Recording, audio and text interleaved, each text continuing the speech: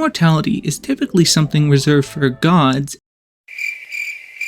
in your internet search history, but what if we could achieve immortality for ourselves in Dark Souls 2? You may say that we are already immortal, but I was thinking less cursed perpetuity and more undying miracle. So today, with the help of Dark Souls 2's DLCs, we'll overcome death itself and make fate our bitch.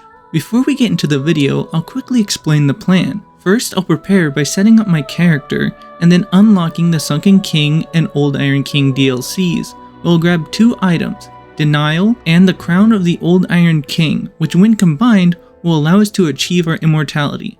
So now let's begin. I chose Knight as my class as it's the best class for people like me who suck at the game as it has the highest HP. For my gift, I decided to go with the healing wares because I don't know, I was like smoking some shit or something. I don't know why I chose that. Looking back on it now, I definitely should have taken the bonfire aesthetic, but we all make mistakes. So then I went and raided Majula before going to perform my usual ritual, which is to trick the Dragon Rider into falling into the hole. But I'm just gonna ask you to ignore the bloodstains over there. I definitely didn't die. It's been a while. The reason I went after the Dragon Rider is because I need some souls so that I can buy the Silver Cat ring, and I want to talk to Lucia because I need her to open up the way to Huntsman's copse. Now, after buying the Silver Cat ring, we can go into the hole. And by the way, did you know that you take less damage when you're naked? I don't know, but it's true. You take less damage. So once we made our way down to the gutter, then we can just head across here. And do you also know about this thing? I always thought this was a dead end, but I found this a couple playthroughs ago.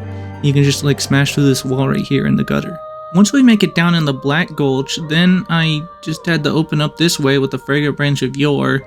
And before I fight the boss, I'm gonna kill these two fucks because I fucking hate their asses. Now to fight the Rotten, and I did end up summoning Lucatel, but that's just because I felt like it, and this isn't a challenge so it doesn't really matter.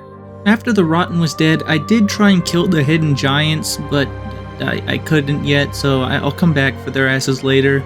We're now on to like the worst part of the game, which is where you have to trek across Huntsman Copse and then the Harvest Valley, up Earthen Peak, and all the way to Iron Keep. And that part of the game just really sucks, but that's what I did, so now we're in Iron Keep. You may have noticed that I started using the Flamberge, and I regret that. I ended up using it for the rest of this game, but like I didn't know it was a dex weapon. I just thought it was a great sword, and I was like, oh, I can hit people with it and use strength, but I guess not.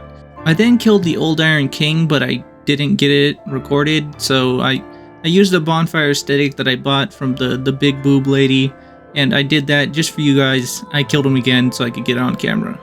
Now after doing that, I have plenty of souls and I'm able to level up, and now the Hidden Giants are easy to kill, but they still suck because they're probably some of the worst enemies in the game. So then I just got the Heavy Iron Key and the Dragon Talon, which open up the DLCs for you. And we saw a bunch of whiny bitches like moaning about like how hard Elden Ring's DLC was, and it's obvious that they didn't play any of the previous game's DLCs because they're all pains in the asses. Like you go from like playing the base game of Dark Souls 2 and then you go on to like any of the DLCs and you'll get your shit pushed in. But I mean, I like it, so... What did he say? We're just gonna move on. So I just made my way to the Dragon Sanctum and grabbed Denial. It's over here in this chest in this room. You gotta like do this weird dumb puzzle. And that's all we need here. Now for Broom Tower, and this one's probably even worse than the last DLC.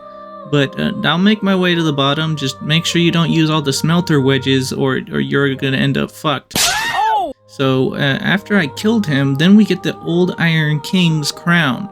And now I'll explain what the whole idea is with these two items. And that's basically Denial. It keeps you from dying. If you die, you'll survive with like 1 HP.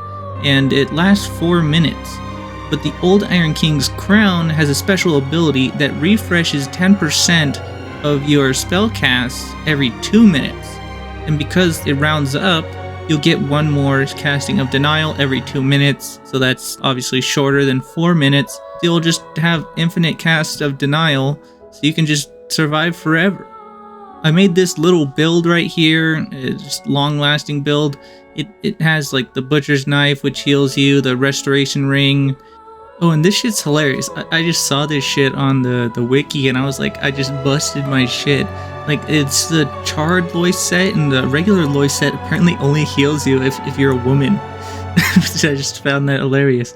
But yeah, we'll do that. So dudes, I guess you just gotta jump in the sex change coffin, and then you can benefit from this. And then you can survive a pretty long time. You should also probably use the evil eye ring. But yeah. I want to thank you all for watching, and this is like my first unscripted video, so I just went along with it and just not really live commentary, but just like narrating over this.